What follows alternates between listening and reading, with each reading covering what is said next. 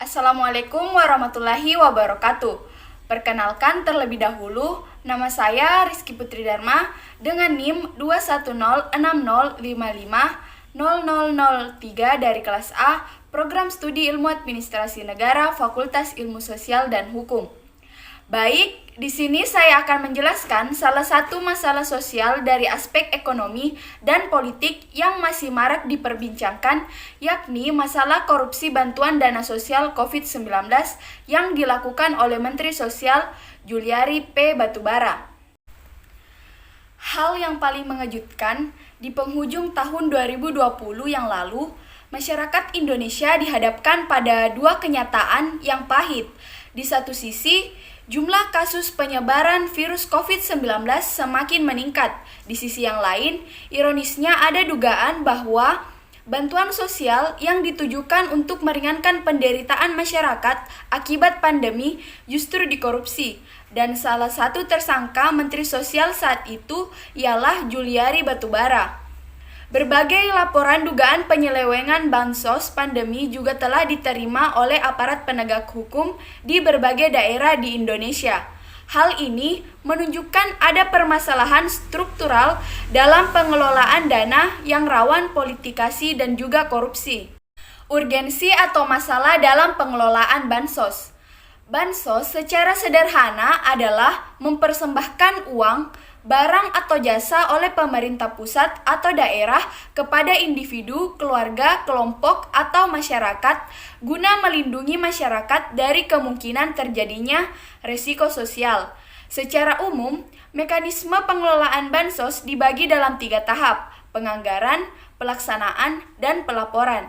Masalah dalam program bansos paling sering terjadi pada tahap penganggaran dan pelaksanaan. Masalah pertama terjadi pada akurasi data acuan penetapan penerima bansos. Dalam konteks bansos COVID-19, Kementerian Sosial melakukan penetapan berdasarkan data terpadu kesejahteraan sosial (DTKS) yang berisikan data 40% penduduk termiskin di Indonesia. Penetapan penerima juga dapat dilakukan berdasarkan hasil seleksi atas proposal yang masuk dari calon penerima bansos. Ini umumnya berlaku di Pemda untuk bansos berbentuk barang atau jasa. Namun, pada kenyataannya, Kemensos sendiri mengakui bahwa DTKS terakhir dirilis secara masif pada 2015. Sementara KPK menemukan berbagai permasalahan terkait DTKS, seperti data tumpang tindih, tidak lengkap, dan duplikasi jutaan data. Masalah kedua adalah bansos rentan dimanfaatkan untuk kepentingan politik. Kewenangan kepala daerah yang besar mendorong terjadinya kolusi dalam pembagian bansos. Mengenai bansos dan hibah sebagai salah satu sumber daya yang rawan digunakan untuk kepentingan elektoral.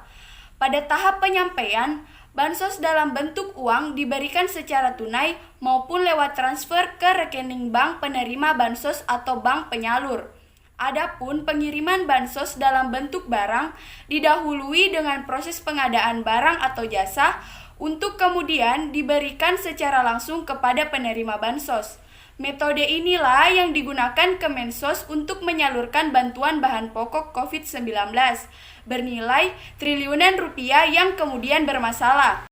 Masalah ketiga, pelaksanaan bansos adalah pengadaan. Dalam korupsi bansos COVID-19, kontraktor pengadaan diduga memberikan upah kepada pejabat di Kemensos atas penunjukan sebagai penyedia paket-paket bansos pandemi. Juliari Batubara sebagai Menteri Sosial saat itu menunjuk Mateus dan Adi sebagai pejabat pembuat komitmen PPK.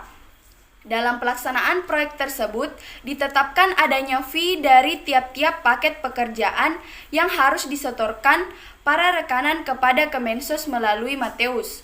Untuk setiap paket bansos, fee yang disepakati oleh Mateus dan Adi sebesar 10.000 per paket.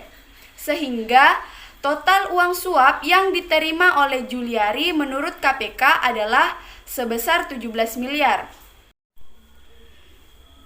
Strategi mengatasi persoalan bantuan sosial.